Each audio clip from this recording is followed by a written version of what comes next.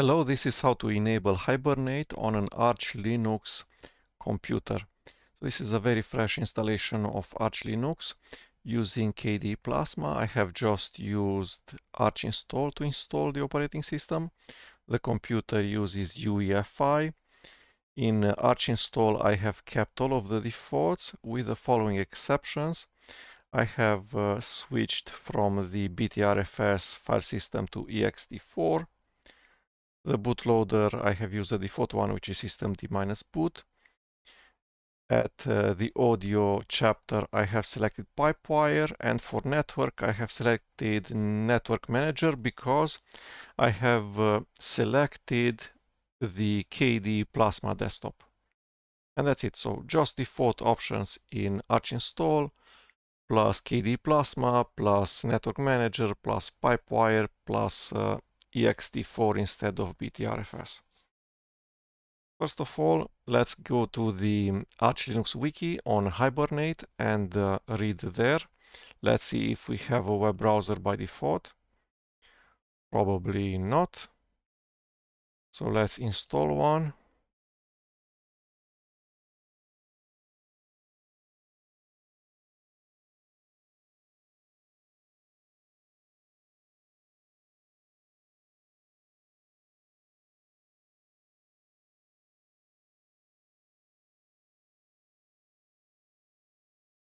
Let's also make sure that we're up to date.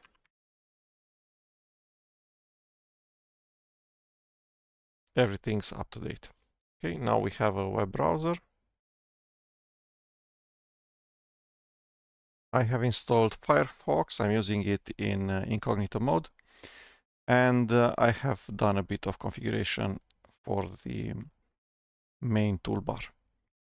I've searched on Google Arch Wiki Hibernate, goes to the correct page where it says that there's two ways of suspending to random access memory, which is also called suspend to RAM or suspend, and to the hard disk, to the NVMe or SSD, which is called suspend to disk.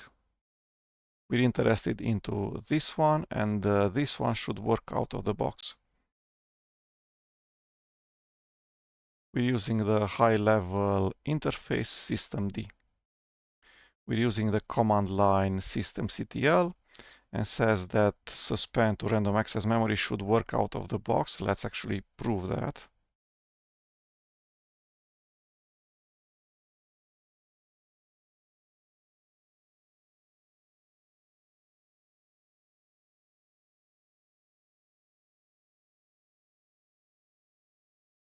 The computer has successfully suspended to memory, and then I have resumed the computer.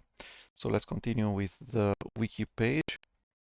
Says that for systemctl hibernate, we'll need to follow additional instructions. So it says that suspending to disk will actually use the swap space of the computer. There's additional intermediate types of suspending between suspend to RAM and suspend to disk. There's hybrid sleep, suspends both to RAM and disk at the same time. And then suspend, then hibernate will suspend to random access memory. And then it configures systemd such that the computer resumes after a while, and then it hibernates the computer.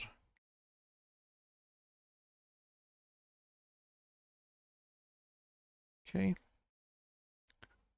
So let's go to the hibernation chapter, where it says that we must have a swap file or partition. Let's see what type of swap we have by default. Inside Arch install, we have kept the default configuration, which is zram for swap.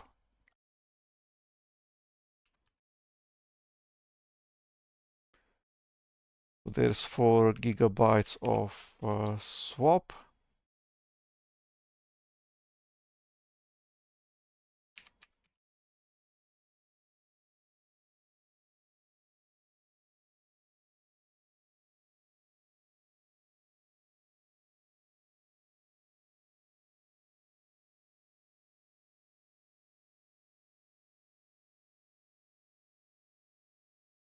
So /dev /zram0. I am going to stop using zram and I'm going to start using a file for the swap. And I'll also make sure to make the swap file size larger than the current size of the random access memory, which is 10 gigabytes. So I'll make the swap file 12 gigabytes in size. Let's see how we do that. Hibernating on swap on zram is not supported. So I'm looking at the zram page in here with swap on zram, and says that you can create a zram and use it as swap either by running some command lines manually, but then when you reboot a computer, your setup will be lost. Or you can use a udev rule, which is not what Arch install uses by default. Or you can use zram minus generator, which is what Arch install uses by default. So it installs this binary package zram minus generator. It has a configuration file.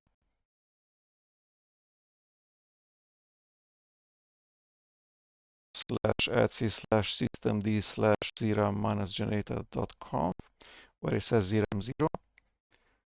And then there's a systemd service with this long name systemd minus zram minus setup at zram0.service.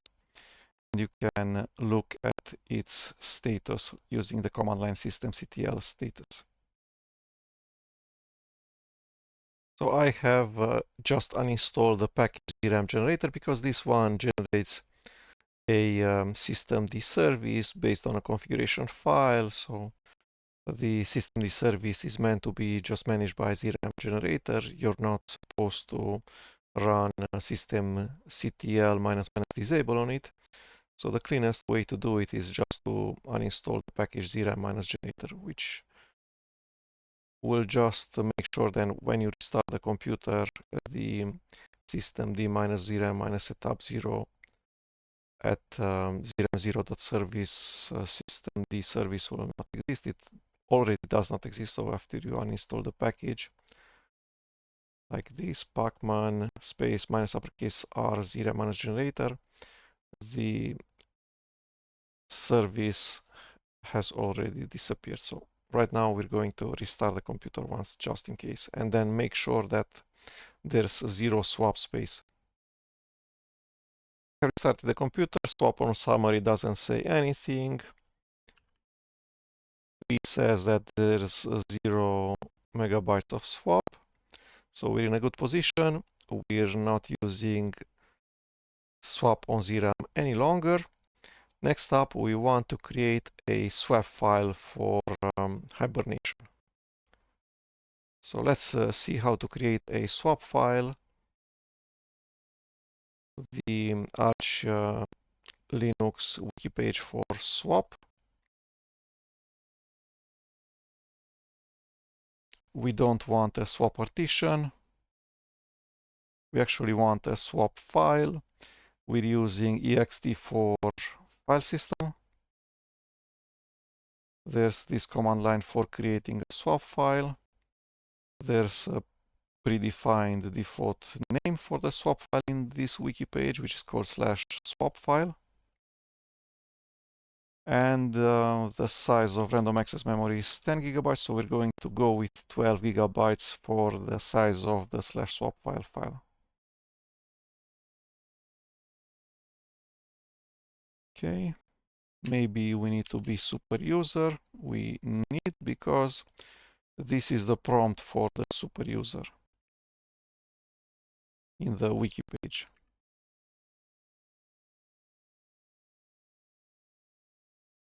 Okay, we can enable it right now.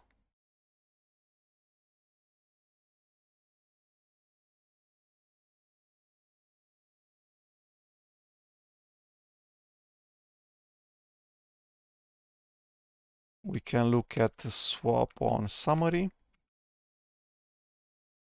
And now it says that there's a 12 gigabyte swap. We can also check on this row where it says swap, the output of the command free. Next up, it says that we should edit the FS tab, so let's do that.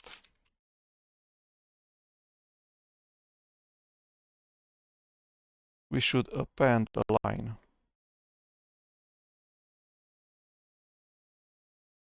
At the very end of the page. So /swap file, the name of the device is a file in this case. And then where to mount it, none, file system swap. Looks correct. Let's save, Ctrl X, Y, enter. So right now, if we restart the computer, we should keep having 12 gigabytes of random access memory, and I'm actually going to reboot the computer just to test this theory. Okay, so this works. I have just restarted the computer, and the swap size is still 12 gigabytes. So let's continue with the Arch Linux wiki page for hibernation. We're using a large enough swap partition. We don't need to think about the size of the hibernation image. It certainly will fit inside the swap. So it says that there's an init ramfs hook, which is named systemd, which is enabled by default. A resume mechanism is already provided, no further hooks needed.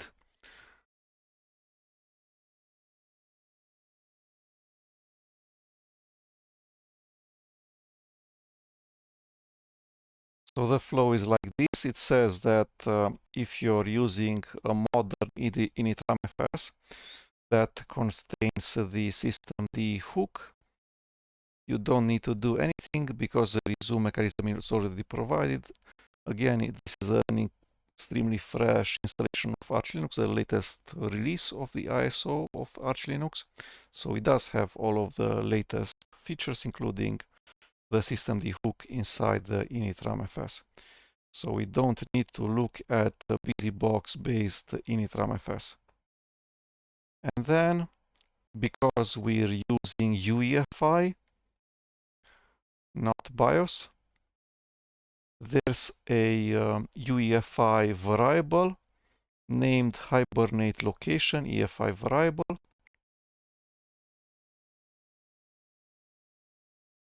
So it says that when you're running systemctl hibernate, this part of systemd, which is systemd-sleep, will pick the best swap space. There's just one swap space, it's contiguous, it's just a file inside slash, large enough to contain the entire RAM size. And after it finds suitable space, swap space, it hibernates there, and it writes the information required for resuming into this hibernate location EFI variable.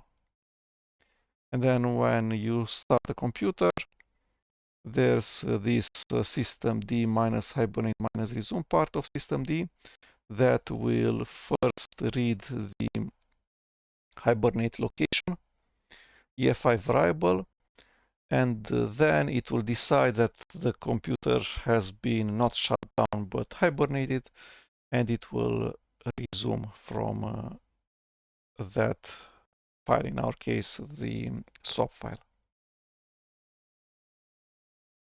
So it says that the next chapters, how to specify a kernel command line parameter resume, is just for systems that are using legacy BIOS.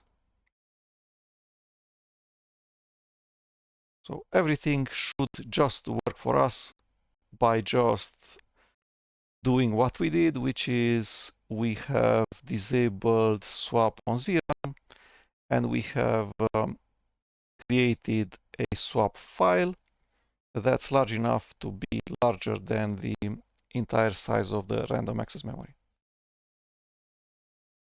At this point, we should just try to see if hibernating works correctly.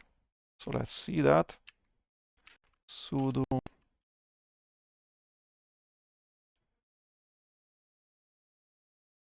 systemctl hibernate.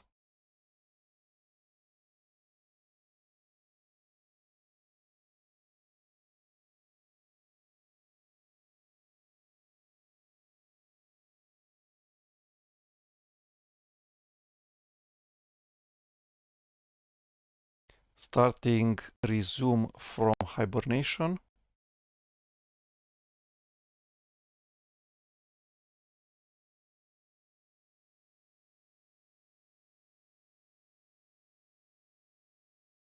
This is it. It resumed correctly from hibernate, which is a span to disk.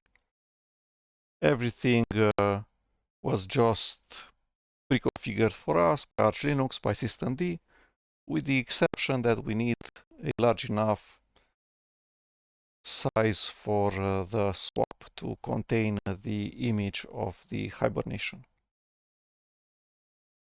Hopefully in the future, not even this manual step will need to be performed by us, Linux users, in order to have Hibernate work correctly in Linux, and especially in this case in Arch Linux.